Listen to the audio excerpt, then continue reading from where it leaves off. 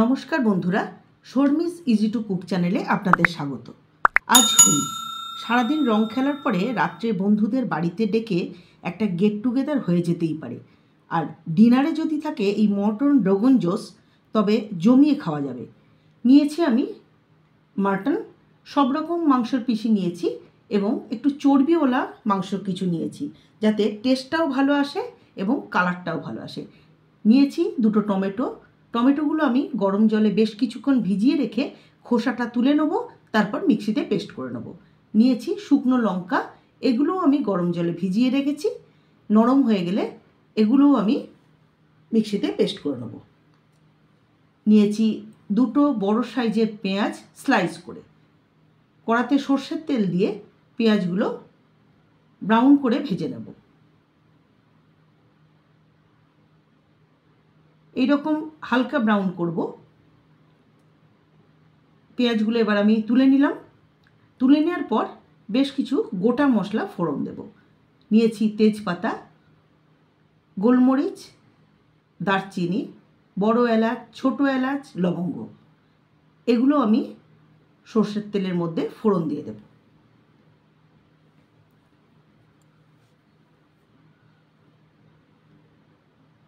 আমার চ্যানেলের যারা নতুন বন্ধু, তারা অবশ্যই চ্যানেলটা সাবস্ক্রাইব করে নেবেন এবং পাশে থাকা বেল আইকনটিকে ক্লিক করে রাখবেন, যাতে সমস্ত নতুন রান্না সবার প্রথম আপনার কাছে গিয়ে পৌঁছায়। গরম মশলাগুলো দেয়া হয়ে গেল। ছোট এলাচটা হাত দিয়ে একটু ফাটিয়ে দিচ্ছি, যাতে এর গন্ধ ভালোভাবে আসে।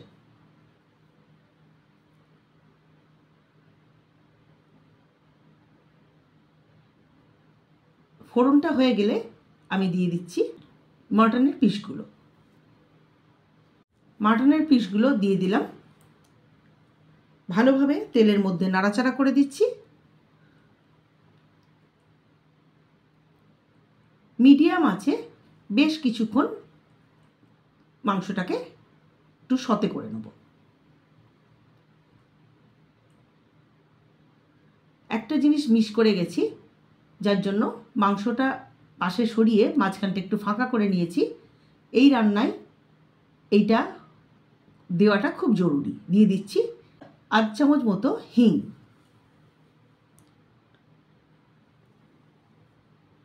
রোগন জোশে হিংটা দিতেই হয়।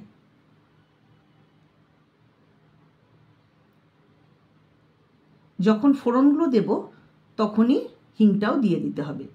তারপর মাংসগুলো তেলের ওপর দেব। মাংসগুলো বেশ কিছুক্ষণ নাড়াচাড়া করার পর দিয়ে দিলাম আদা রসুনের পেস্ট।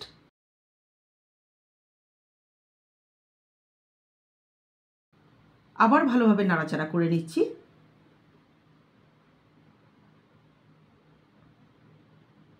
দিয়ে দিলাম নুন,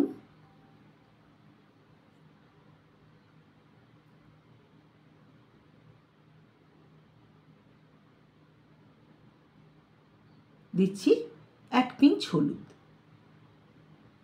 শুধুমাত্র হালকা একটা কালার আসার জন্য। দিচ্ছি ধনে গুঁড়ো,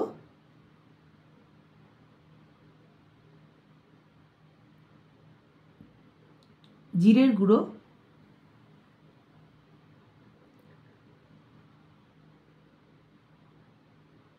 কাশ্মীরি মির্চ।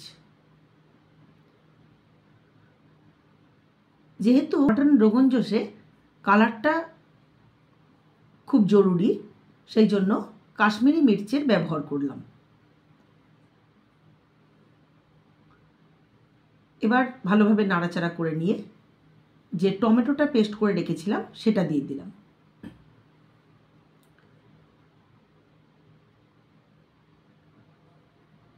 ভালোভাবে মিশিয়ে নিচ্ছি। এবার দেব লঙ্কার পেস্টটা।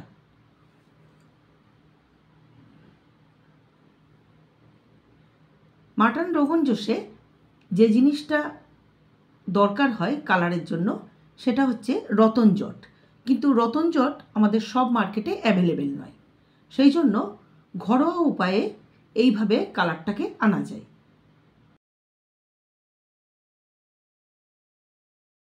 নিয়ে নিয়েছি ফেটিয়ে নেওয়া টক দই, তাতে দিয়ে দিলাম অল্প কিছু জাফরান এবং মৌরির গুঁড়ো।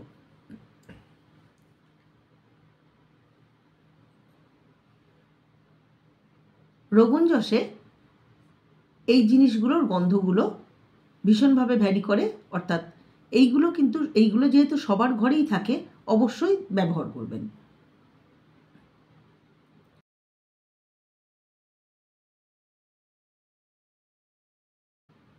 যে পেঁয়াজটা ভেজে রেখেছিলাম সেটা আমি আধবাটা করে নিয়েছি। এটা পুরোপুরি পেস্ট করিনি, আধবাটা করে নিয়েছি। ওটা মিশিয়ে দিলাম মাংসের মধ্যে, খুব ভালোভাবে নাড়াচাড়া করছি। এইভাবে নাড়াচাড়া করে নিয়ে এই পর্যায়ে যদি কড়াতে বেশিক্ষণ মাংসটা রান্না না করতে চান তাহলে প্রেসার কুকারে সিটি দিয়ে নিতে পারেন, তাহলে সময়টা একটু কম লাগবে। না হলে পুরো রান্নাটাই ঢাকা দিয়ে দিয়ে করতে হবে। যদিও আমি ঢাকা দেওয়াটা দেখাইনি, কিন্তু পুরো রান্নাটাই সিম থেকে মিডিয়াম আঁচে ঢাকা দিয়ে দিয়ে রান্না করতে হবে।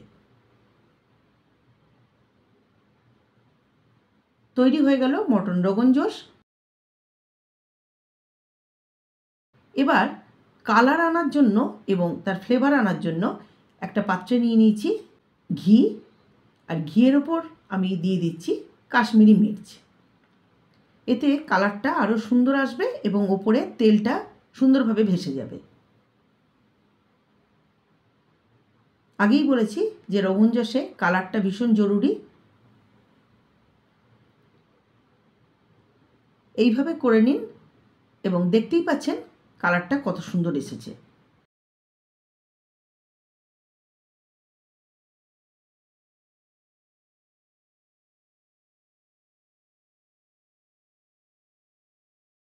তৈরি হয়ে গেল মটন রোগন জোশ। এই রোগন জোশ আপনারা রুটি, পরোটা, নান, রাইস সবের সাথেই খেতে পারবেন। অবশ্যই বানাবেন এবং কমেন্ট বক্সে জানাতে ভুলবেন না কেমন লাগলো। হ্যাপি হোলি।